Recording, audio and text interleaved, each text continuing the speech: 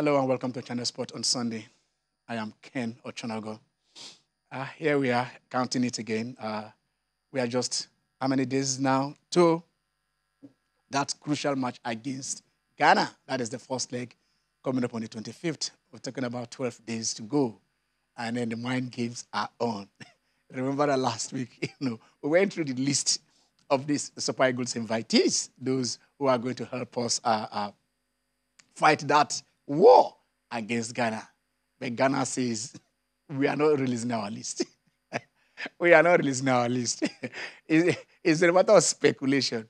We'll go to Ghana briefly via some of what some of their sports journalists are saying in this, and you will see how sometimes how funny it is when it comes to things like this. The Ghanaians are saying this match is this two-legged encounter is so crucial, takes you to the World Cup. But not just it. There is, apart from, say, okay, this Ghana-Nigeria ego thing, who takes them, who will wear that pride and said, for us, we have one over them.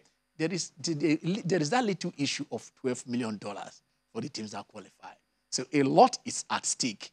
And Ghana says, I'll keep it there. I'll keep what they said. They are not releasing their list for now. Probably Nigeria will get to know of the players we are going to meet when they meet at the pre-match meeting. Where is here? We'll look at that later on. Okay, there is a little bit of peace in the house of basketball for now because FIBA says we recognize the Congress that was held in Benin. They acknowledged that Congress and congratulated those who were elected into the board. We shall see if we can get in touch with a member to look at basketball issues in the country, and now that we have that seeming peace that is that we are now experiencing. So we shall try to do that. In the football scene, it has not been the same. It has not been the same, for Chelsea FC. A lot. We started last week when we were saying, okay, so the man said, Roman said, okay, I'm going to sell if it is good to this. But right now, he's been sanctioned by the British government. And then based on that, they say you can't even sell. And then the sanction also trickled down also to the club. A lot of issues are involved, even up to the extent of how much they can spend away from home. There is a limit, a maximum which they cannot, there is no way they can exceed. So this is where you are going to stop. At home, you spend so amount. Away, you spend so amount. You're not supposed to do this. You're not supposed to do that. A lot of do's and don'ts, you understand, even in the transfer market. So we shall look at these issues. We'll look at, people, FIFA and the rest of them, sports and politics. It's supposed to be not in non-interference. It's like right now, we're trying to see if there is, a thin divide between, what we are seeing, what we are experiencing. Of course, we are also getting those in those days here. I remember Nigeria not participating, in right there at the Olympics in 1976 in Montreal, because we say, okay, fine. The New Zealanders went to South Africa, to play the game. And we said South Africa was a pariah state for as long as there was that, racism that was going on between the blacks and the whites there. So we took it upon ourselves to boycott that particular Olympics. We did not go. At 1980 Olympics, which was also held in Moscow. I mean, I think the Americans also say, look, because you guys, your presence in Afghanistan, we are not going. They even came here, they tried to convince Nigeria and other countries not to participate in that. And then the Russians, in 84, in 84, I think the Russians also replicated and I said, okay, you guys didn't come to 1980. We will not go there. So it has been a long way coming in this issue of, mixing sports and politics. But then where does it say? FIFA has always been hammering us, they will hammer you. Government non-interference in the politics of the game. But then let us see. FIFA has banned Russia. They won't take part in the World Cup. They banned their clubs in Europe. They banned everything that has to do with them. They're not even going to individuals, in terms of those who are in the Judo Federation has already, suspended Vladimir Putin and said, you are not going to be part of us anymore because of all this invasion in Ukraine. So sports and politics probably will devote a whole show to it and discuss to what extent, where do we start and where do we draw the line to say this is where sport ends and politics starts. and that is what we shall, we look at that. So, but then, of course, we know that, yes, CR7, Cristiano Ronaldo, they call him. He is the man at the moment. Of course, there is something about greatness. You might disappear for 8 weeks, and when you reappear was, Ahmed, you take the world by storm. So he went in there and scored his 805, 806, and 807, goals that FIFA says this is what we have acknowledged. I know for some of us here who are fans of Pelé, we are saying, look, we scored over 1,000 goals. What is all this news about 807 goals? But then they say this is what they have on their records. Some of the goals that we know our idol scored, they didn't record them. So we shall look at that, and that is how. But let us start from, Nigeria, Ghana, before we look at basketball. But you're welcome to the show. Thanks for having me, and good afternoon to our esteemed viewers. Okay. I also missed one thing there, which in my intro. Last week we talked about shooting stars. Yep. I think a week or two ago, and we said shooting stars, when they appointed the sole administrator. With Rivers United. Said, you are supposed to set the pace for shooting stars, the first Nigerian club to win the International Cup Winners' Cup in 1976. I mean, we say that way. The first club in Africa, you understand, to win the CAF Cup. You understand? I mean, so we are saying you have history. There are things you should not do. But for shooting stars, we spoke of that people should be looking up to shooting stars and not shooting stars saying, look, because we'll just come back. No matter whether they relegate you or not, shooting stars is shooting stars, and that pedigree is there. But now, to now come and take everybody by surprise and said, you have sacked 17 players, we shall look at that, okay? Because the nature of the sack is that some of them were not even aware. They just read it on social media, they have been sacked. You have somebody has a contract, you didn't discuss with him, you didn't look at anything, you just said, you don't want him great, you are sacked. I mean, for goodness, these are not material. It's not the clothes you buy in the market to wear. These are contractual agreement that's binding on both sides. But let us start with Nigeria, Ghana. Let us look at the tweet. There is a tweet from Ghanaian Sadiq Adam, and this is what he said about Ghana not releasing the list. Okay. Okay. Ghana FA motto for World Cup qualifier versus Nigeria. What the enemy doesn't see, they can't destroy.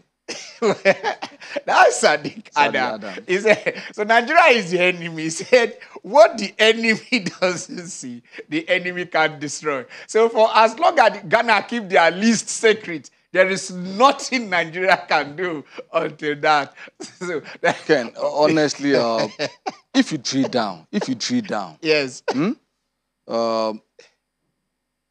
Maybe, I know this is Africa is something, someone, somewhere, a metaphysician, a spiritualist is telling them, do not release until so number of days to the mind. That's just what is happening. They won't come out to say it, but I know, having been in this business for long, that's just what is happening.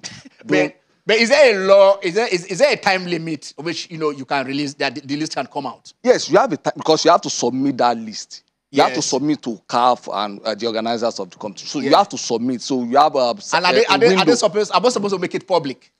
No, Ken, the thing is, football is a show. Yes. It's a brand.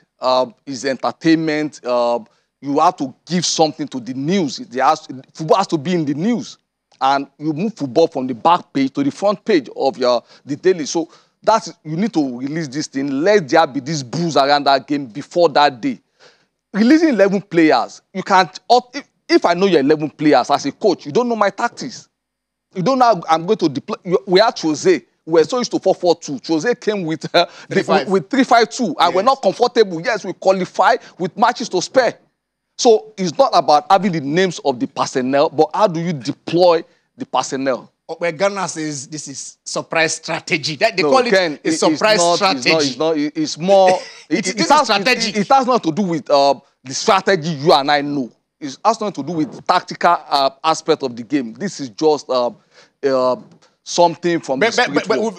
We've been watching some of these international coaches who are coaches coaching international clubs where their players will get injured. They'll tell you they are not playing, and suddenly you see them on the lineup. I've not been doing that. No, okay, Ken, I take you to 1998. Yes. Ronaldo was not supposed to play that match. That final. So let's assume we all had this conviction that Ronaldo was going to play, and on the morning of that match, something happened to him. He had this convulsion. So If he didn't play, you say, oh,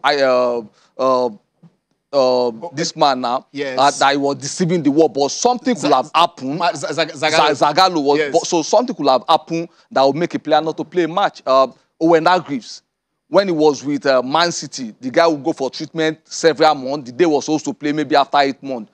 Just warming up, he picks up the injury again. So many things could be responsible for a coach tinkering with his list, but this one of the Ghanaians is taking the joke too far. But Owen Hargreaves, when he's going for his punditry work, he doesn't get injuries. No, but when he was fit, it was the bomb. It was the bomb because he had like 3 countries struggling over him: Canada, England, and Germany. And then he played for Bayern Munich, won the Champions League, Manchester United, and they went to Manchester City. Among those people who moved from City to United and stuff like that. So I mean, so he has it there. So that is the thing. 12 days to go. Which I'll give you an update on this. I want to say probably if maybe a week to the show or a few days to it. That is 25th, maybe the weekend before the 25th.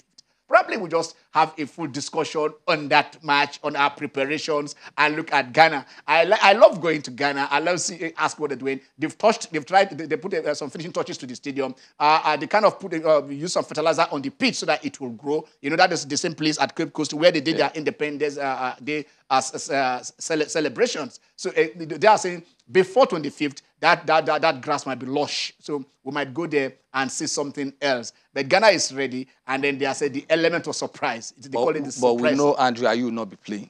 He picked up the card. Of course, he picked up the card. So, whether there is this LA surprise element or not, you can't feature. He won't be also picked up a red card. Yes. So he won't be also will not be playing. Will not be playing. So some guys were asking why was Iwobi's name not on the list. Remember in that last match, Iwobi picked a red card. So that we'll have another show Abdullahi scenario on our hands. On our hands where we are not won aware. Nigeria, but we were not dog 3 points and 3 goals. Okay, so that is the situation there.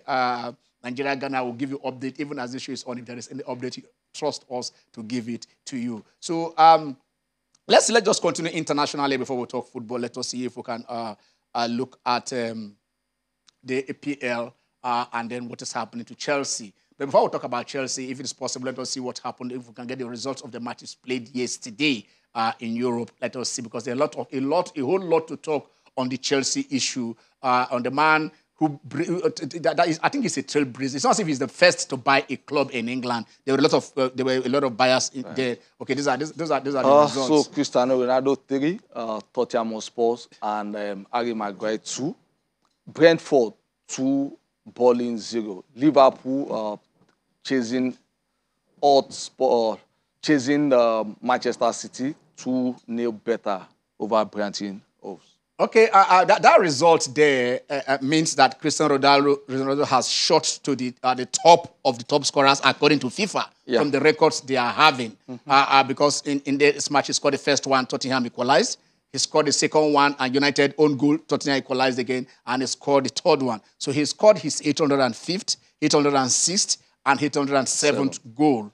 If it is possible, I mean, because in that list, we just want to look at the top 5. The top 10 is bulky. According to FIFA. Yes, according to FIFA. Because years ago, I could remember Pele 1,000 goal. Goal that was well celebrated. Yes. So from 1,000 goal now becoming 757. I think Pele scored like 1,261 goals. Yes. So officially, that was what we're made to understand. Yes. And all of a sudden, from 1,261 goals, we're having 77 goals. And I recall when Romario, Pele, the greatest goal scorer in Brazil was Pele, followed by Zico. When Romario overtook Zico, he announced that there are no love lost between Romario and Zico. He said, no, I've gotten over that one. That was how I referred to Zico, that he was chasing after the great Pele. But now, him said that I even scored over 1,000. He's on 772. So FIFA needs to explain a lot of things to us here.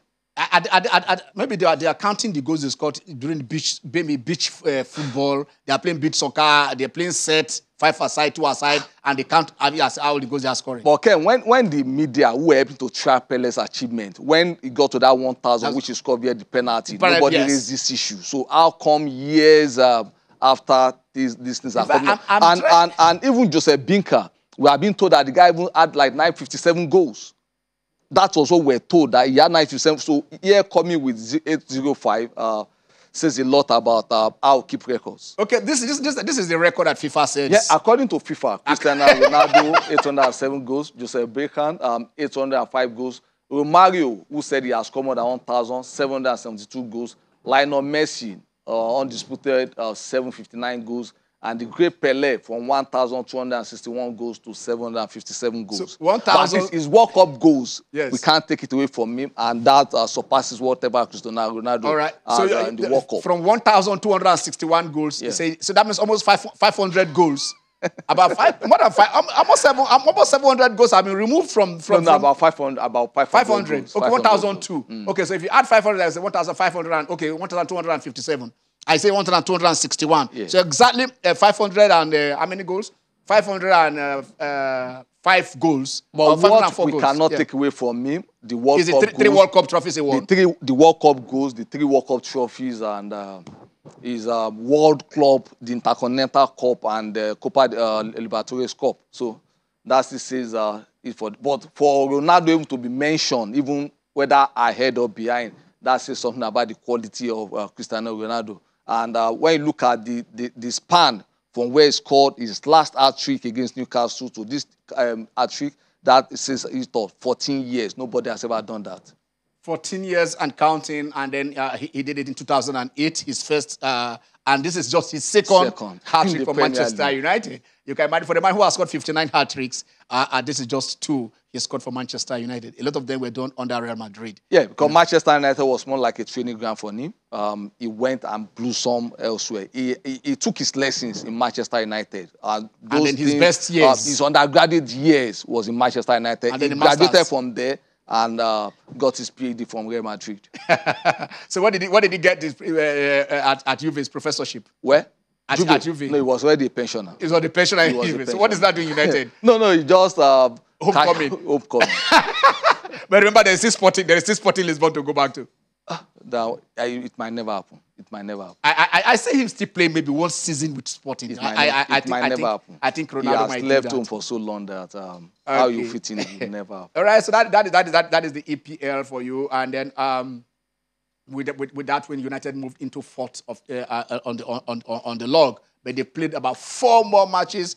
More than... they played 29. 29 matches. 50 points. Arsenal, they played 25. And just 2 points behind. 48 points. Yes. But again, Arsenal, 3 of the 4 matches are not... you can't actually bank on Arsenal winning because they've matches. not beaten anybody up there. That is just the issue. So let us say those matches will come in torrent. So let's say it goes. But you don't count points until you have played those matches. Yes, it is potential.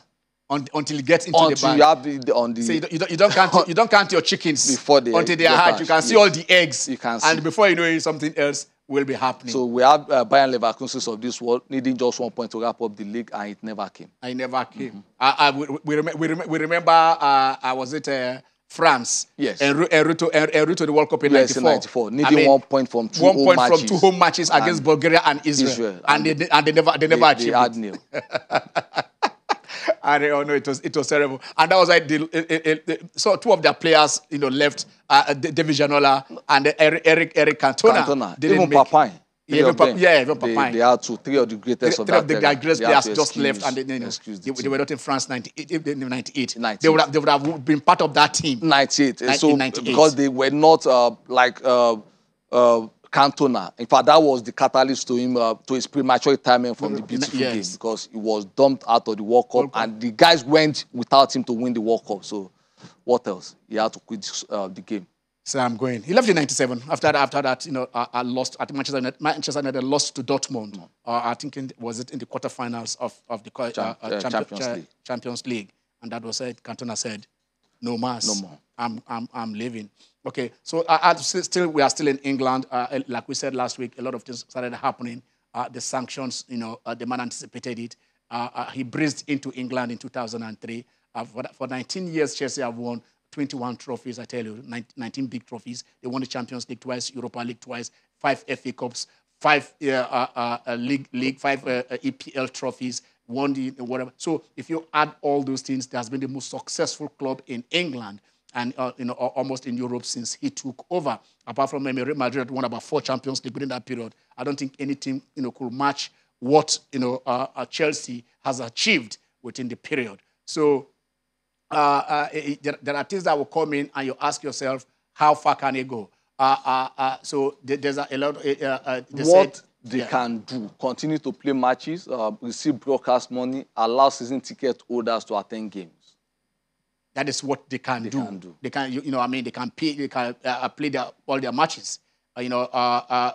Match day, but no more match day funds. In my opinion, if the UK government wants to liquidate Chelsea, I think they should just do that. Because all these things, I don't see where it's coming from. I don't see where to lead the team to. You are playing with destiny of people. If you want to eat hard on the oligarchs, you want to freeze the assets, so let it be done. All this carrot and stick approach will not even take. You are unsettling the players. So why not? And it will now even be, there will not be fair play in the league, because the teams that will play Chelsea, they are at an advantage. So why not just wipe out all the Chelsea's record this season? And but they seem to be winning since, this period of going through this hard times. No, Ken, there is no way these things will not affect them psychologically. Because when you are saying you can't spend more than £900,000 at home, £20,000 away, is it that when you are supposed to go by... They said even ordinary fans can't even enter unless they're a season ticket holder. So they can't sell... So they can't even generate income. And then you can't buy their jersey. And now the sponsors are selling money from the sponsors. So what they cannot do, buy new players, agree new contracts,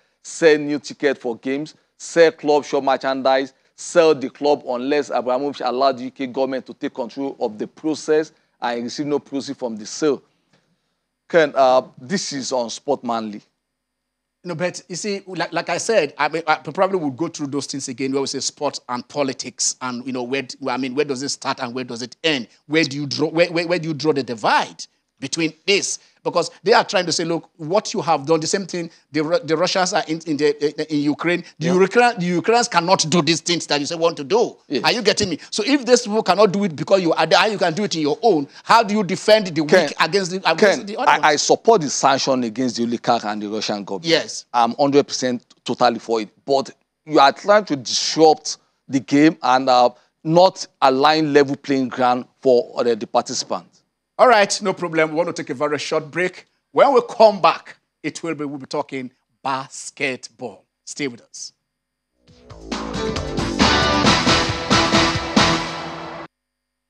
We're playing basketball. Yeah, the basketball, like we said, has been one of the sports that we said have been excelling in the past few years. They've been doing us proud. So we expect that probably that house should be where peace reigns. But it has not been that way. We have two sets of Nigerian basketballers, yes. Two great sets of persons who played the game together, who managed the game together. But somewhere along the line, they said, no, here is the line. This is the part. One group at this other side and the other group at that other side, with the government dancing around, whoever the Ministry of Sport is, that is the government dancing around these. Elections, like all federations went for elections, and then also basketball. We deliberately have not talked it here because we don't want to go into the politics of basketball in Nigeria. We want to look at the game, not the politics. When they sort their politics out, we come in to talk the game. So FIBA did right. FIBA did, right to the to Nigeria, and then let us see if we can take that letter from FIBA. Let's see if we can get that letter first before we go on this before we go on the next line. Yeah. Okay.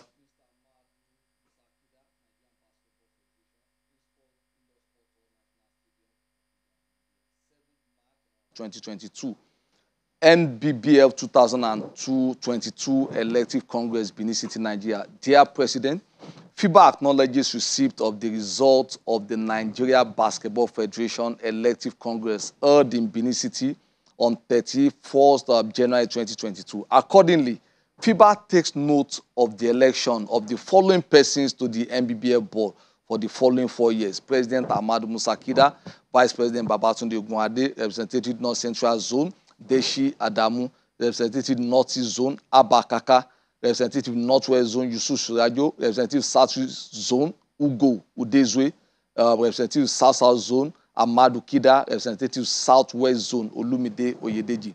FIBA takes the opportunity to request your confirmation as to the remaining members of the NBBF board as per Article 21, 2D to I of the NBBF Constitution. FIBA congratulates all the elected members and looks forward to close collaboration in furtherance of the development of basketball in Nigeria. Yours sincerely, Ahmed Niang, President, Andrea Zaklis, Secretary General. Copy, FIBA Regional Office, Africa.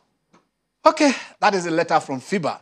So, I mean, we have today joining us right here also in Lagos is the Vice President from that letter you have just read, Mr. Babatunde Ogunwade. Babs, how are you? Good afternoon. Good afternoon. Can you hear me? Very clear, Babs. Very clear, Babs.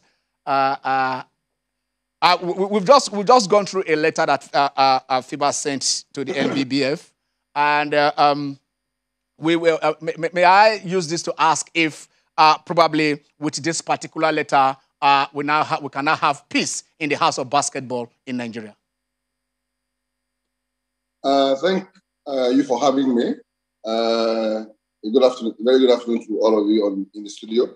Yes, FIBA has spoken and they have spoken very, very clearly concerning the elections and that was held in Benin City.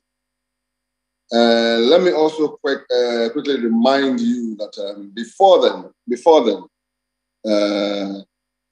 the ministry had clearly spoken to all the federations whose constitutions were properly done, properly approved by the ministry, their respective federations, and the NOC to go ahead and conduct their elections with their approved constitutions. I'm sure you can get a letter to that effect, or the letter that instructed all those federations to the effect. Also bear in mind that the ones who didn't have the constitutions had the elections with the guidelines provided by the ministry. So there was a clear demarcation and distinction between the federations who could conduct the elections with the approved constitution from their respective federations and the ones who could conduct the elections with the guidelines of the ministry. So, and that was exactly what those other federations did. I can't clearly recall these other federations now, but basketball was one of them. And that was exactly what we did. We conducted elections based on the constitution as provided and approved by the ministry, by FIBA, by the ministry, and endorsed by the NOC. Okay, Babs, like I said, to us who are on this show, and then I expect maybe some other Nigerians too. We expect that the elections is has been put behind you guys. FIBA has congratulated you guys and said you guys are the winners. And then to me, that is where that is where we come in. When you guys were having your issues, yes, we tried to stay away from it. So what? Yes. So my question is, are you guys ready to offer that olive branch, to extend your hands of fellowship to your other colleagues at the other side of the divide so that we can have one house in basketball? Again, as you know, you are a sports person and a sports stakeholder. Basketball is a very emotional game, as you know. So all of these little skirmishes here and there, I just bring they are very ephemeral. There are issues of egos, bruise here and there, and they're actually not skin deep. They're not skin deep. I tell you. Let me quickly state that one of the gladiators, as it were, is now a member of the board and is representing the Southwest. So we have extended all of this to the people who was seemingly aggrieved. And the people who were thought they could take part in the elections in Benin took part. And they got forms and took part. And some of them have won. In fact, I dare say we have 3 people on the board who were on the other side of the divide, and now they are members of this board. I can clearly tell you that the player rep, the technical rep, and the Southwest rep, the zonal rep of the Southwest, were on the other side of the divide. And okay, now okay. That is good. That is good to know. That is good to know, Babs. Obe has a question for you. Obe, I want to ask you a question. Okay, hello, Babs. In boxing terms, what we could call the split decision and unanimous decision. The last time we had this kind of crisis, we had what looked like a split decision from FIBA, and that was for international engagement should be handled by faction A, domestic engagement should be handled by faction B. But this time around, we're having a situation where it's more like this unanimous decision that the KIDA-led team should be solely responsible for the growth and development of basketball in Nigeria. What has changed between the last time when we had a split decision apportioning the development of basketball between the 2 factions, and now that only one, don't let me say faction, only the KIDA board has been recognized? What has changed between then and now? First and foremost, let me correct that impression. There was never a letter from anybody saying that one group should handle international engagements and another one should handle local. There was never a letter from FIBA like that. So that's an erroneous statement. It never happened like that. But so that said, it's clear now that there's a united body to handle basketball, and that's the way it's going to go.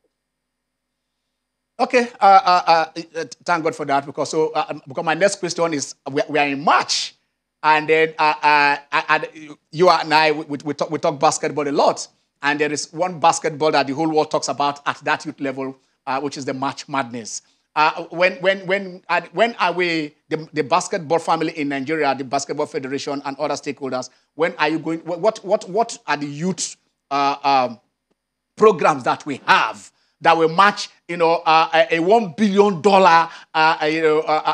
tournament like the March Madness that goes on in America? When are you going to galvanize the schools, the colleges, to bring this out, to say this is, so what programs do you have in the next 4 years, Babs? Nigerians wants to hear from you. Thank you very much. Again, don't forget that basketball is not a Nigerian game. So it's ingrained in the culture of America. Yes, yeah. We're trying to, we have been copying them. We try to copy from the best so as to get better ourselves. Yes, there are programs. Don't forget that. In the last 4 years, the Divisions 1 and 2 programs have gone on. They've not stopped. The Zenith, except for COVID, stopped it. And Division 1 and 2 is like the conveyor belts. That's the grassroots program of the NBA. 3 years ago, we had 82 teams. Following year, we had 104. The year before, the year after that, which was the last year, we had 164 teams, starting Division 1 and 2.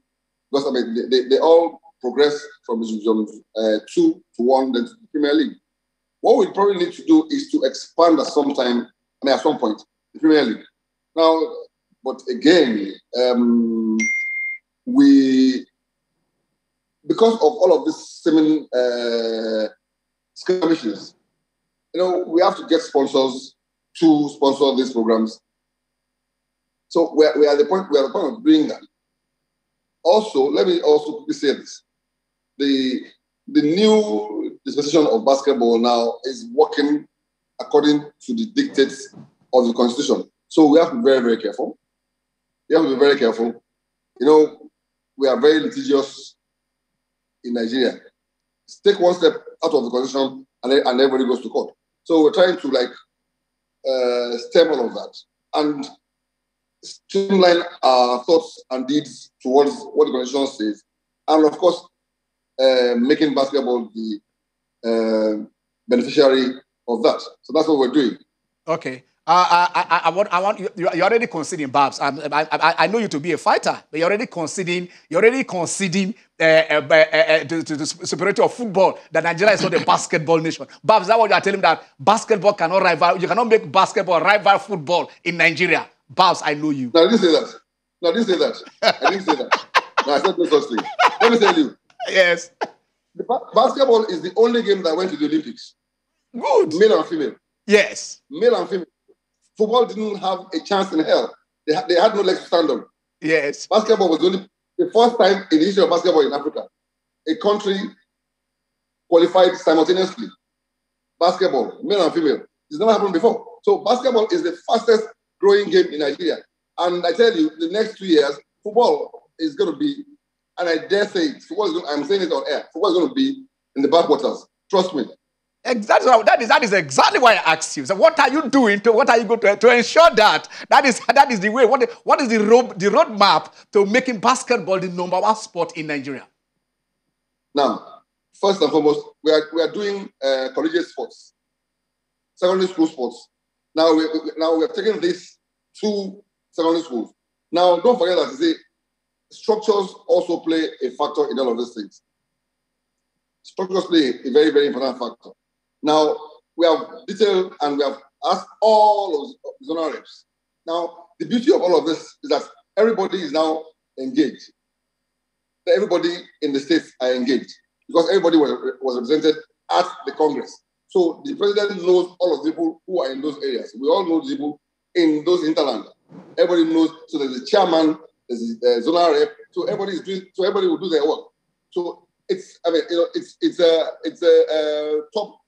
A bottom to top thing. So we have to first start from there, and it will escalate to the top. But what we have right now is what we need. We need to expand, and we're going to do that. We're doing that. Okay, you just told us here that basketball is the only team sport. I mean, Nigeria is the only country in Africa that produced, both the male and the female going to the last right yes, in the last Olympics. And then yes. But the news I'm hearing is a bit disturbing. One of those coaches that took you there, Otizoli. I mean, you are saying the guy doesn't have a contract. I mean, he's still being owed. I mean, he's still being owed back the salaries. I mean, there is no defined salary scale for him. He's working part-time. And the man from the interview he has given to the world, he said he wants to resign. I mean, what is the problem with this? I mean, why is it that he doesn't have a contract? Why is it that he has not been compensated for his effort taking us to the back-to-back Afro-Basket and the Olympics and the World Cup? What is the situation with the coach? Now, the coach, you see, now you have asked a good question. We're asking a wrong person. Now, what the coach has said, can you hear me? Yes, I can hear you. Go on. You are very clear. Yes. The coach was hired in 2018 when we were going for the World Cup female, I think, in Spain. Yes. And if you read all through the interview, he said the ministry was owing him. He didn't say the NABF was owing him. The NABF hired the coach. He was with us in Senegal for the AfroBasket 2019. He was with us in Spain. He was with us in Cameroon when we won the back-to-back AfroBasket trophies. Now, what the coach has said is that the ministry gave some bonuses and allowances to the players, and that he didn't think it was good enough for him and his coaching staff not to be a beneficiary of that. Yeah. And I think he has a right. So he's directed his aggravations and questions to the ministry and not to the NABF. If you read the interview, he said that every money that's owed to him by the federation has been paid to him. And it was clear and very unambiguous in his statements. Does he have a contract, Babs? He doesn't. He said he doesn't have a contract. He had a contract with us that expired after the Afrobasket. Yes. So thereafter, you see, let me tell you now, there are zero-sum contracts. There are zero-sum contracts. Okay. As you hire as you go along. I mean, you pay per project. Per tournaments. Yeah, Yes. Yeah, okay. Yes, and that is what we have done with him to date. But what his complaints are very, very clear. What he's saying is that when the ministry got funding from some sponsors, as put together by the minister, which was a very laudable idea, by the way, because the minister reached out to his corporate friends and they donated some monies to the federation. I think to the tune of $230,000. I can't remember how much it is now. Yeah, it's about 25 million naira or so. No. That is there was one that was put together by the ministry, then the one by the State House, and all of these things together. That's what the man is asking. I didn't benefit from the monies for the Olympics. That was about $230,000 for the male and female teams, preparations for the Olympics. Then the monies that they got from the State House and the training grants to the players and the team. So he's asking direct questions. He's not asking the NABF for monies owed to him because he stated clearly that the NABF is not owing him any money. He also said, and this concerns the NBBF directly. He says, okay, if he is to go to the World Cup with the girls, he needs total concentration. He doesn't have to be doing it as a part-time to be getting what that is. The contract probably people have been giving to him a part-time would mean he has to sustain himself. I agree with you. Good. So agree with you. All right. Are you guys ready to give him a full contract so he can concentrate on the job to take the girls to the World Cup? Because he wants to face the best. You saw where we are. We are playing with France. We are playing Serbia. We are playing a lot of the top teams in the world. Are you prepared to give him an enhanced full contract to concentrate so that he can concentrate on the job? No. The board is looking at it, and I mean he knows that we are good for it. We've been working together since 2018. So, and he knows that we're good for it. We'll do the needful, and he knows that. Okay. So where does basketball go from here? What do we say basketball in the next few years before the end of your tenure? Do you have your plans lined out for Nigerians to follow? Oh yes. We have qualified for the World Cup for the women. And it's also in the Olympic cycle. Okay. We intend to repeat what the Olympics is the pièce de resistance of all of the sporting events. It is not an outsport. We prepare the very best. Don't forget that the last Olympics we had 8 NBA players on our roster. So we intend to improve on that, both for the male and the female teams, and take it one step further. Look, our team, the female team, has not lost a game in Africa in the last since 2017. We are light years ahead of the second team in Africa. We are light years ahead of the second team in Africa. But then the world beckons. Where are we in the world? How soon can we dominate the world? How soon can we? Okay, not dominate. How soon can we compete? We're doing that. Babs, how soon can we compete with the best in the world? Dominate is a long way to go. You beat France. We beat France and we're jubilating. I want to ask you this. I want to let you go, but let me just ask you this. No. We beat France and we're jubilating. Then what happened? We slumped. Yes. Let me remind you. Yes. At the last World Cup, we beat Turkey, Argentina, and Greece. It never happened before. Okay. It never happened before. Yeah. And we beat France this time around. Yeah. No, you guys just calm down. Calm down. We are cooking. We are cooking the stew. We are cooking it. All right. We eat that stew with Nigerian jollof. Thank you. Thank you, All should be Thank you. expected Babs. from the league. All right. My Thank you good very pleasure. much. We'll still get My back to pleasure. you. All right, my dear. Thanks. All right. Thank you. All right, that's Babs Ogunade, the Vice President of Nigerian Basketball Federation. We hope peace returns. Like we said, we don't want to be part of their whatever politics that they are having. You know, but Factionalization. after politics, we can come here Governance. and talk. We want to go on a very short break, and when we come back, probably we talk athletics. Stay with us.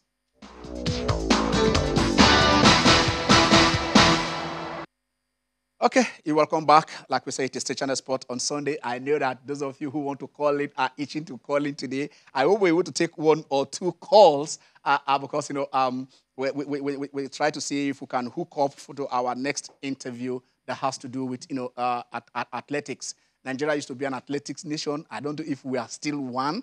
For you know a very long time, we dominated Africa. We, you know, we're making our marks in the world. You know, in the Commonwealth, we're all there. But suddenly we became a mono. Yes, because it all boiled down to Kagbari. You understand? As long as we have a Kagbari at the Athletics Federation, yes, they are happy that somebody will bring in a medal. And that was how it was from Beijing 2008. You understand? So we're going through all that, you know, by 2012, when we were there, it was 0-0-0. You know, and the rest of them all, you know, the World Championships. And so for a country that produced the Egbuniques of this world, you know, there was a time. There's was, you know, Medonyalis. You know, so at the point, even the quarter milers, we had the best in the short distances. We're competing everywhere. You understand? Fatima Yusuf. You know, so anywhere you want to go, but right now, the next gen that are coming up, you know, are just far and wide, and a lot of them are those who just have to go to the US, you know, to get, you know, to get scholarships. You understand? So if these are the whatever, what do? We are trying to look at. Yeah, you know, for us here in Channels, we don't, you know, our Channels Athletic Classics, and that is before the COVID. And I hope that probably this year we should be able to do it. And then we have somebody who is very much positioned, you know, to look at this, the developmentally, the conveyor belt I want to bring out the next athlete. And there's no other one than the Olympic gold medalist himself, Enefio Udo Obong. Ene, you're welcome to the show.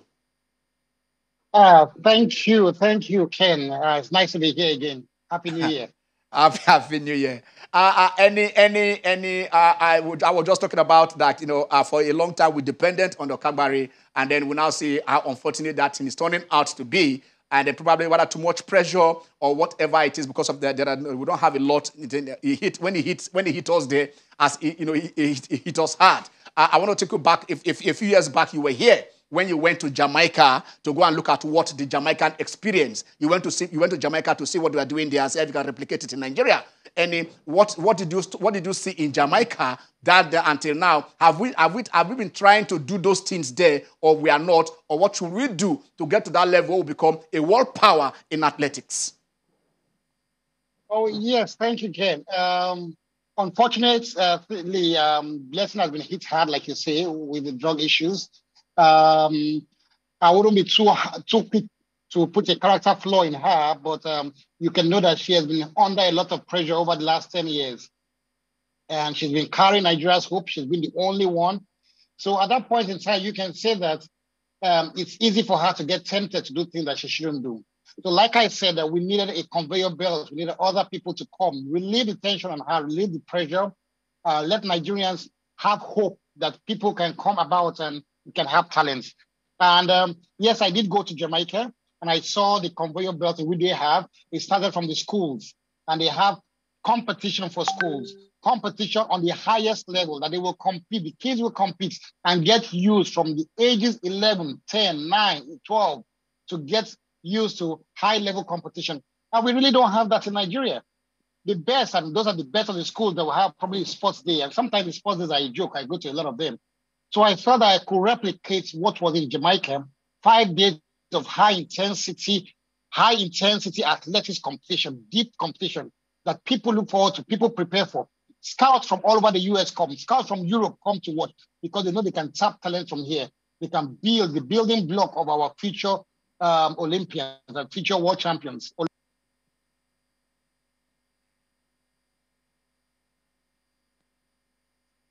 Okay. All right. Any, can you unmute? Can you unmute your mic? Any, unmute your mic. Unmute your mic. Any, unmute your mic. Are you hearing me? Can you listen to me? Just listen to me. Unmute. Your mic is on mute. Unmute it. Unmute your mic so we can hear you. Unmute your mic. Just unmute. Okay. Unmute your mic so we can hear you. All right. Okay. All right. So anyway, join us. You talk about the conveyor belt. Yes. And, I think last week I told you I was going to attend two inter-house sport. And one of them, the high jump event was like the marquee event, and all eyes were on the participant. And it got reduced to two guys from the same greenhouse. Yes. And all of a sudden, they stopped after the other one cleared it. And that was the end. I quickly called the official and said, why? Yes. He said, no, they don't want to waste time. So this is below best practices. Yes. You allow them to continue. Then when they fail to meet the next order, you can now do count back. But they never went ahead. You just stopped there, and that was the end. So because we have to train the trainers. Yes, exactly. Even if it's the sport day, for us to even get the best in athletics. But what the trainers, are they actually playing to the rules? Do we have the global best practices? Because that's what I've seen. It's just simply not available in this sport meet. So if the foundation is destroyed, what can the righteous do? So if we have the talent, you don't have the officials to announce this talent, to even let them play by the rules. Because it's that is the most important. You can't go to an athletic man and say, use your grandfather contaminated cup. So who are these guys that will actually teach these people? So one, we need to train these trainers. All right, I think Annie is back. Let's go back to Annie right there in Suliri. Hello, Annie, are you back now? Are you speak so that we can hear you? Hello, Annie. Annie, I think you are back. Yes. Yeah, Ken. I don't know. Can you hear me? Yes, I can hear you now. I can hear you clearly now. I can hear you clearly. I think you said earlier you made a reference to channels, and channels did have a competition for kids. Yes. And that's something that we want to just build on and make sure that we have a competition that is high level, is international. We can have kids coming together, kids participating. And I just thought that probably somebody should do something so that Nigeria will not be starved of athletes, will not be starved of future champions, will not be starved of high level competition. And the best is going to schools. So we decided to come up with an international schools athletics championship, which starts up tomorrow in Lagos, by the way. But It's something that we feel that it's important for Nigeria. And recently, I was putting in the commission in the Athletics Federation of Nigeria for sports development, along with Chief Okpa and some other notable people. And on my own part, I feel this is something that we can use to help to develop athletics in Nigeria. And that's just what the plan is. Okay, I know that there was a time in Nigeria when parents don't want their children to play football, but now everybody wants their kids to play football. You went to Jamaica and you said during the school meet, you have a full stadium, the whole place is there. I mean, there is no space. When Nigerian parents, when would they be convinced to bring their kids, to participate in athletics? When? What do you think? What do you think we should do? Those of you, like you are an Olympian. You went the Olympic gold in 2000 in Sydney. You went also the next Olympics in Athens. You also won a medal in the Olympics. So I mean, but then when we go to the stadium, we have maybe 1/20. The whole place is empty. What can we do to bring parents to the stadium, bring their kids to come and watch their kids, and make athletics the way we watch football in Nigeria? Well, it's already starting, and a lot of parents are seeing the advantage in this. And let me give you the direct advantages. One, it helps the education. And the athletes concentrate more when they do the sport. They concentrate more when they are into athletics, into any sport for that matter. Secondly, for the parents, it gives them the athlete opportunity or the students opportunity for scholarships. So it takes up a burden from the parents. The kids can go to US for scholarship, can go to other countries around, they can go for scholarship. But some of the most important things that parents don't see and don't understand is that the intrinsic values and the intrinsic education it gives to your children. It teaches them goal setting. It teaches them how to focus. It teaches them how to plan. It teaches them how to obey. Because when you train, you're training for a goal. You're training with a plan. You're working with a plan. You obey your coaches. You don't quarrel. You don't argue. It puts all these things. Those are values that top companies are looking for in their staff now. And most of all, it will teach you. It actually teaches you discipline, because you have to be disciplined to carry through those plans. And then it allows you not to go into different vices. I sleep very early. I wake up early. You don't go into a lot of drinking. You don't go into smoking. You don't go into clubbing, because naturally, as you're training, your body doesn't reject these things. So these are kind of values that parents should love their children to imbibe and should be encouraged by that. And they should know that apart from the immediate factor that can help your education in terms of your concentration, immediate factor that you can help the parent save money and allow the children have exposure, meet people and travel out, get scholarship. It also teaches them those core values that top companies that are employing people see. It makes you employable, and that's just the bottom line about it. So parents should really be encouraged to allow their children do sports. Okay, I understand you are also involved in the meet that is coming up tomorrow, right there but it runs for about a week there in Sulere. Why should we come to Sulere to come and watch? Why should we come? Why should spectators come? What is there for us? That's going to be the greatest thing to have happened to Nigerian athletics, because we are having top schools from around Africa coming from around West Africa. We are having top Nigerian primary and secondary school, both private and public. We are bringing the kids together in an Olympic style setting. We are going to make sure that they run under Olympic and international laws. It's not a sports day jamboree. We are going to train the athletes to be disciplined, to work with time. It's going to be grand. And this is something that it's never happened in Nigeria before. And we are glad that we're trying to bring that Jamaican style to Nigeria. And so we should be very proud. We're very happy that a few sponsors have decided to help us.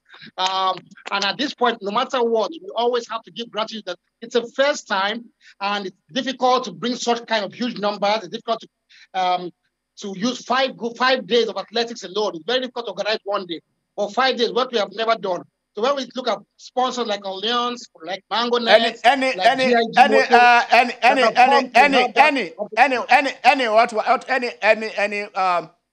if you want us to start believing, you know what we are going to. What we are saying here is, you understand, we have the Channels Athletics, and then we'll be doing it right there. Our pioneer, we're doing that for 3 days. But for the COVID, by now we'll have been talking about the 4th or 5th edition of that particular championship. Great. You understand? So when you guys are saying, okay, fine, you guys are doing your meet, you come to China's Athletics. I mean, we didn't do it for anything, not for money, but which you have always been part, and then sometimes you've always come around to be part of the show. So we get that. So we shall look forward and say, if we'll be there, we'll try and see what is happening there, and probably when we come, because our time is in November. In November, the channels our classes will be there, and I hope you and your colleagues will also come to join us and be part of it. It's been a pleasure speaking with you, Annie. Annie is a 2-time Olympic medalist. He won the gold in Sydney in 2000 and also in Athens. Thank you very much, Annie. Thank you. Yeah. Thank you. All right, Annie. Where do we go from here? After the Okagbare, where do we go? Yeah, for the conveyor belt, we need to train the trainers. Remember the Asaba Classics? Yeah. When, in fact, the crowd in the stadium was so lifting. Yes. It was a family event. Yeah. And I had people went there sending their pictures with their children, with their spouses and whatever. But at the end of the day, what happened? All the records there were annulled. Because of the tracks. They were not standard tracks. So now, how many parents want their children to go through that kind of rigmarole? You prepare for something, at the end of the day, your effort becomes in vain. So we actually need the trainer so that at the end of the day, we are not just pouring our water into a basket. I don't know if we can take 1 or 2 calls if we still have the time. I know we are waiting for time. We don't have time. I don't say we don't have time. I remember. I know you guys spiced the show, but today we're not able to take calls. The MPFL. We are leaving them. Yeah, Nasarawa United hosting now MFM today. Yeah. Gombe United, Rivers United, Katsina United taking on Wiki Tourist. Kwa United at home to Atlant. Lobby Stars against Abia Warriors. Aqua United takes on Enugu Rangers. Shooting Stars are Kano Pillars. Sunshine Dakada. Then yesterday Plateau and Eyimba 1-1 draw in Aba. Then Niger Tornadoes 1-0 over Remo Stars. All right, so that is how we'll be taking it for those of you Chelsea fans. I know you wanted to call in to be part of the show. I will do it to be resolved, and that you can start, selling your ticket and selling your jerseys or merchandise. And let's hope that politics. I mean, while we pray for a safer world, we should be able to say sports should bring peace and not war. Rivers United, they have opportunity to retain retain their team because Plateau picked a point yesterday. And then Remo Stars, I don't know what is happening. We hope that they will get up. Like the NNL, the referees, is it a conspiracy or what? Where referees they don't get to the match venues very early, or they don't come at all. We shall look at the NNL when next to come. And Ken Ochonogo, have a very, very blessed Sunday. Stay blessed.